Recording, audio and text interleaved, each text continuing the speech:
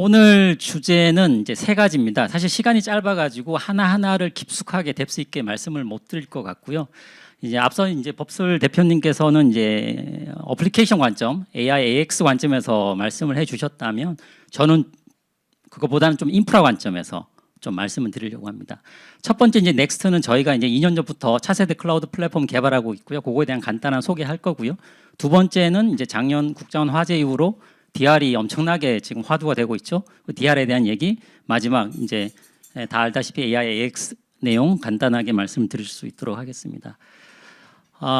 사실 디지털 정부 AX 시대의 인프라에 대한 요구 수준이 계속 바뀌고 있죠. 근데 사실 제가 최근에 5년 정도 돌이켜 봤을 때 공공 클라우드 시장에서 가장 화두가 되는 거 세 가지 꼽으라고 하면 저는 한 세 가지 정도 꼽으려고 합니다. 클라우드 네이티브, DR, AI, AX. 그리고 하나 더 있는데 그게 보안입니다. 근데 보안은 아직까지 지금 정확하게 방향성이 결정되지 않았어요. 그건 최근에 이제 과기부나 키사 쪽에서 보안, 공공 클라우드 보안에 대해서 정책을 전면적으로 한번 점검하고 다시 안을 수립하는 거를 할 겁니다. 그래서 그거 안이 나오면, 방향성이 나오면 다시 한번 설명드릴 수 있는 기회를 찾도록 하고요. 오늘 세 가지 말씀드릴 겁니다. 그래서 네이티브는 아시다시피 21년부터 이제 리프트 앤 시프트 방식으로 전환 사업을 했었고 24년부터 이제 네이티브 방식으로 이제 바뀌었죠. 그리고 현재 아직까지는 30년까지 이제 90%를 네이티브로 전환하겠다는 행안부의 목표는 그대로인 걸로 알고 있습니다. 매년 예산은 바뀌고 있어요. 사실 들쑥날쑥하고 있고 가장 많았을 때가 2022년 한 1,700억 이상 집행이 됐었는데 아마 올해도 아마 650억 규모 정도로 알고 있습니다. 그래서 사실 저희 입장에서는 예산이 조금 더 늘었으면 좋겠는데 계속 한 이 정도 수준에서 유지는 된 것 같습니다. 아무튼 30년까지는 클라우드 네이티브 전환은 계속될 것 같다라는 거고요. 두 번째 이제 판교 화재라든지 국정원 화재라든지 사실 이제 화재 이후에 사실 좀 인식이 좀 바뀐 게 있습니다. 첫 번째, 과거에는 공공 클라우드 바라보는 시각이 무조건 보안이었어요. 보안, CSAP 인증부터 해가지고 이제 국정원에서 N2SF나 기타 등등 다 이제 보안에 집중을 했는데 보안도 중요하지만 안정성과 가용성도 중요하구나라고 좀 인식이 바뀌게 된 거죠. 그래서 이제 최근에 행안부에서 이제 클라우드 안정성 고시를 지금 준비를 하고 있습니다. 그게 DR이 아마 의무화돼서 반영되는 걸로 그렇게 알고 있고요. 그다음에 이제 AIX는 뭐 아시다시피 올해 이제 예산이 10.1조 편성돼 있고 관련 부처에서 지금 과제를 지금 진행을 하고 있습니다. 그래서 사실 요 각각을 따로따로 대응할 게 아니라 저희는 요거를 어떤 관점에서 보고 있냐면 네이티브나 DR, AIX를 이걸 인프라 차원에서 전체적으로 이걸 서포트할 수 있는 근본적인 개선이 필요하지 않을까? 솔루션 하나 단기적인 대응 방식이 아니라 뭔가 근본적인 체질 개선이 필요하다고 판단을 하고 있습니다.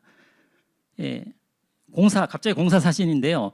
이제 건물을 올릴 때 보면 이제 리모델링을 하잖아요. 그 리모델링을 하면 층수 한 개, 두 개, 몇 개 층을 올릴 수 있습니다. 근데 갑자기 10층짜리 건물을 20층으로 올리려면요, 기초공사부터 다시 해야 돼요. 그래서 기초를 튼튼하게 만들어야 된다는 거죠.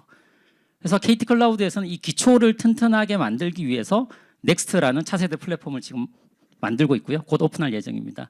그래서 넥스트는 기존의 이아스를 대체하는 그냥 단순 이아스, 새로운 이아스가 아니라 아까 말씀드린 네이티브와 DR, AI, AX까지 확장할 수 있는 차세대 클라우드 플랫폼이다라고 말씀드릴 수 있을 것 같고요. 이달 정도면은 아마 CSAP 인증 취득할 걸로 보고 있습니다. 현재 관련 절차 진행을 하고 있고 상반기 중에 이제 클로즈 베타 테스트 해가지고 7월에는 이제 고객분들께 정식으로 오픈할 수 있지 않을까 그렇게 생각을 하고 있고요. 이 사진은 이제 경북 CDC 예천에 있는 작년에 이미 건물은 준공했고요. 지금 이제 요 건물에다가 이제 넥스트 플랫폼이 최초로 구축이 될 예정입니다. 그래서 넥스트의 사실 장점을 제가 막 써봤는데 사실 눈에 잘 안 들어오실 것 같아요. 여기 기술적인 내용도 많고 사실 저희가 이제 저도 아파트 사는데 구축에 살 거냐 신축에 살 거냐 하면 다 신축에 살죠. 신축에 여러 가지 장점들이 있습니다. 그 관점에서 보시면 될 것 같고요. 물론 지금 현재 대부분의 공공 고객들이 예전 플랫폼에 있지만 예전 플랫폼도 나름대로 저희가 계속 유지하면서 고도화하는 작업을 할 거고요. 이제 신규 고객들 같은 경우는 넥스트로 1차적으로 먼저 수용을 하고 물론 이제 기존 고객들도 넥스트로 전환할 때 저희가 마이그레이션에 대한 기술 지원이나 그리고 필요시의 인센티브 정책도 저희가 지금 고려를 하고 있습니다. 그래서 넥스트를 어떻게 확장할 거냐 보면은 이제 경북 이전의 예천, AG1 이제 7월에 오픈할 거고요. 서울 쪽에도 저희가 리전을 하나 더 만들고 있습니다. 요거는 이제 3Q 내에 용산의 AG1, 목동의 AG2 해서 멀티 AG 방식으로 국내 CSP사 중에는 최초로 저희가 구축을 할 예정입니다. 이렇게 되면 이제 현재 정부에서 얘기하는 액티브나 액티브 스탠바이를 인프라 관점에서 완벽하게 지원할 수 있게 되는 겁니다. 두 번째 이제 DR인데요. DR에서 가장 중요한 게 이제 RTO, RPO 개념입니다. 물론 이제 많은 분들 아실 수도 있는데 모르시는 분이 있을 것 같아서 간단하게 설명드리면 RTO는 얼마나 빠른 시간 내에 복구를 할 거냐. 그래서 복구 목표 시간이라고 합니다. 그래서 이 빠른 복구를 하려면 주 시스템과 동일한 시스템을 백업 DR 센터에 그대로 또 동일하게 구성을 해야 됩니다. 그러면 이제 비용이 증가하게 되죠. 그래서 RPO 같은 경우는 얼마만큼의 데이터 손실을 감수할 수 있는가? 왜냐하면 이제 데이터가 손실되면 안 되니까. 그래서 데이터 손실이 안 되려면은 주센터하고 DR 센터 간에 데이터를 실시간으로 동기화를 해야 되고요. 실시간으로 동기화하려면 그만큼 이제 비용이 솔루션 비용이나 네트워크 비용이 올라가게 되죠. 그래서 주기적으로 뭐 10분이냐, 1시간이냐, 뭐 1일이냐, 30일이냐 이렇게 주기에 따라 가지고 사실은 이제 비용이 좀 줄어들 수는 있지만 그만큼 그 사이에 장애가 발생했을 경우에 데이터가 손실될 그런 위험이 있는 겁니다. 그래서 DR 시스템의 유형을 이제 몇 가지 말씀드리면 이제 제일 오른쪽부터 보시면 액티브 방식이 있고 그 다음에 액티브 스탠바이에는 핫하고 웜 두 가지가 있습니다. 그리고 이제 콜드 DR 흔히 이제 스토리지 DR이라고도 하는데요. 액티브는 이제 주센터하고 DR 센터 간에 데이터 실시간 동기화하고 주센터하고 동일한 형상을 DR 센터에 똑같이 만들어 놓습니다. 그래서 두 쪽이 동시에 서비스를 하고 있다가 한쪽이 죽으면 다른 한쪽에서 서비스 이어받아 가지고 서비스 단절이 전혀 없는 그런 상태고요. 그런 방안이고요. 핫 DR은 데이터 실시간 동기화합니다. 동기화하고 주센터의 형상을 DR 센터에 동일하게 구성을 하는데 스탠바이로 둡니다. 그래서 주센터 장애 나면 스탠바이로 활성화시켜서 서비스를 이어가는데 이 활성화하는 시간이 걸리거든요. 짧게는 수분, 길게는 수십 분이 걸리는 그런 부분이고요. 웜 DR은 데이터는 실시간 또는 준실시간, 뭐 수분, 수십 분이 될 수도 있습니다. 데이터 동기화하고 이제 DR 센터에는 필수 최소한만 구성을 합니다. 그래서 주센터에서 장애가 나면 DR 센터에서 이걸 이제 스케일 아웃이나 스케일 인 해가지고 자원을 그때 생성을 해가지고 이제 서비스를 이어받는 그 방식이고요. 이제 콜드 DR, 스토리지 DR 같은 경우에는 인프라는 생성해 놓지는 않습니다. 아예. 그래서 데이터만 동기해 놓습니다. 그래서 주센터 장애 나면 그 백업된 동기화된 데이터 가지고 그래서야 인프라 생성해서 스토리지 연동하고 이제 서비스 활성화하는 그거기 때문에 가장 좀 시간이 많이 걸린다고 보시면 될 것 같습니다.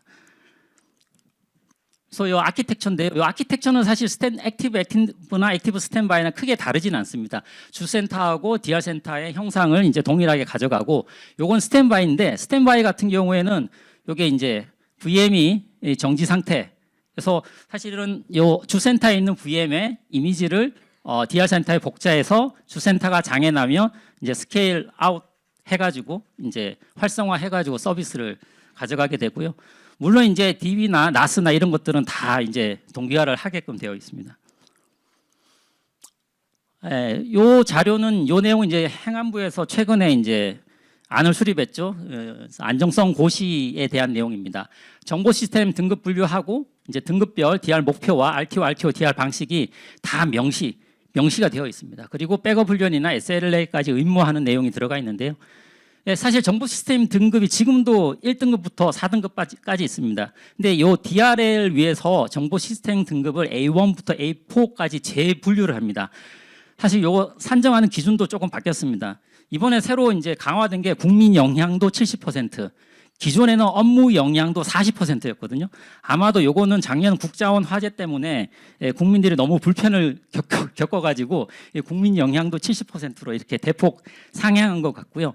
이 등급 분류는 각 기관이 1차 먼저 산정을 하고 이제 행안부 주관의 정보 시스템 등급 심의위원회가 있습니다. 거기서 이제 등급을 최종 확정하게 되고, 이 등급이 확정하게 되면 A1부터 A4까지 요 RTO, RPO를 충족하는 방식으로 DR을 이렇게 구성을 하도록 다 명시가 되어 있습니다. 그래서 우리 기관의 시스템이 어느 등급인지 보고 그러면 요 등급이면 어떤 목표를 가져가야 되고 DR은 어떻게 해야 되고 요게 고시에 되게 구체적으로 명시가 되어 있습니다.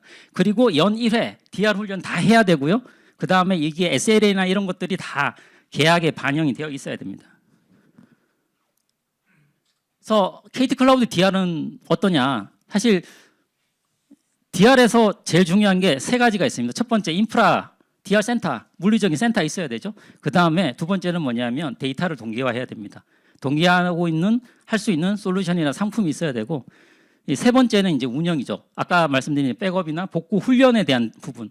요 세 가지가 제일 중요한데 KT 클라우드 같은 경우에는 A1부터 A4까지 다 상품화 기본적으로 돼 있고, 아까 말씀드린 멀티 에이지 간의 액티브도 하반기부터는 지원을 할 예정입니다. 그리고 컨설팅과 훈련, 운영, 복구 훈련까지 저희가 다 지원을 하고 있습니다.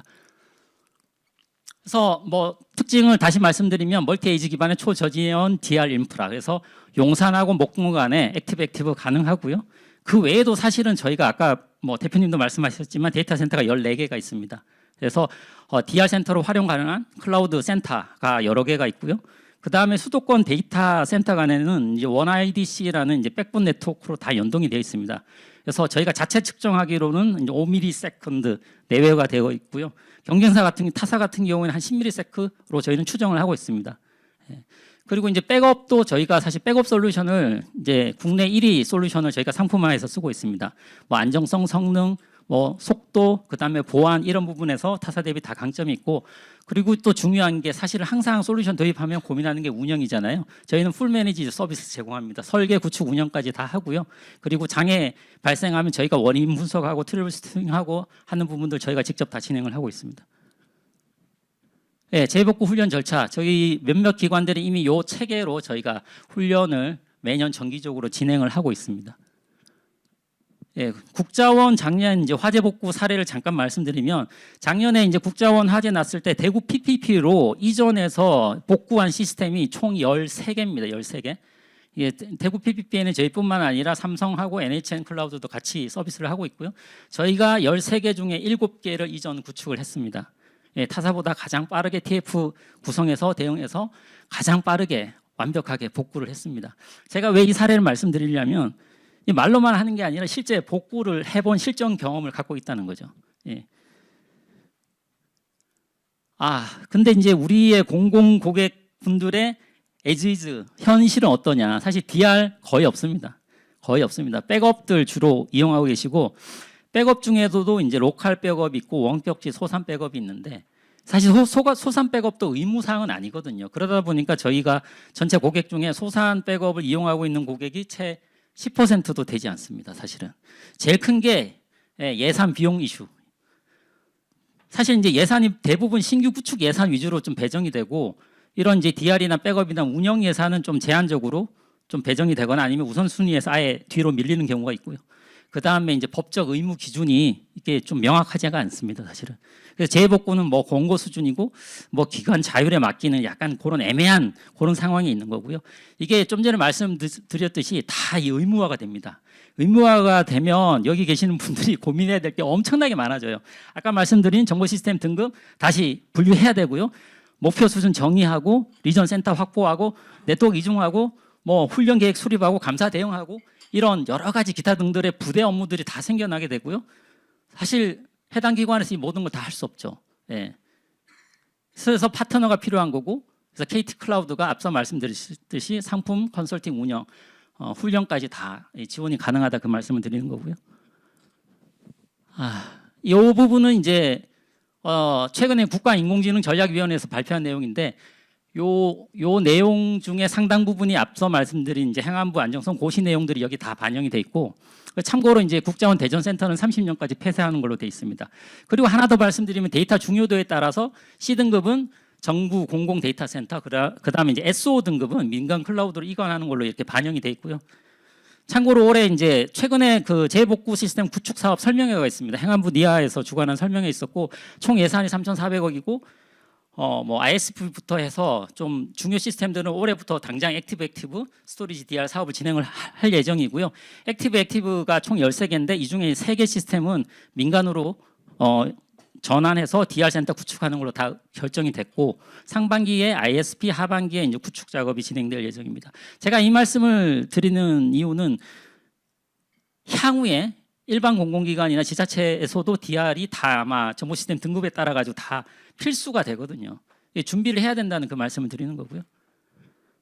AIX 말씀드리면 이것도 이제 국가인공지능전략위원회에서 최근에 발표한 내용인데 다 아시는 내용일 거예요.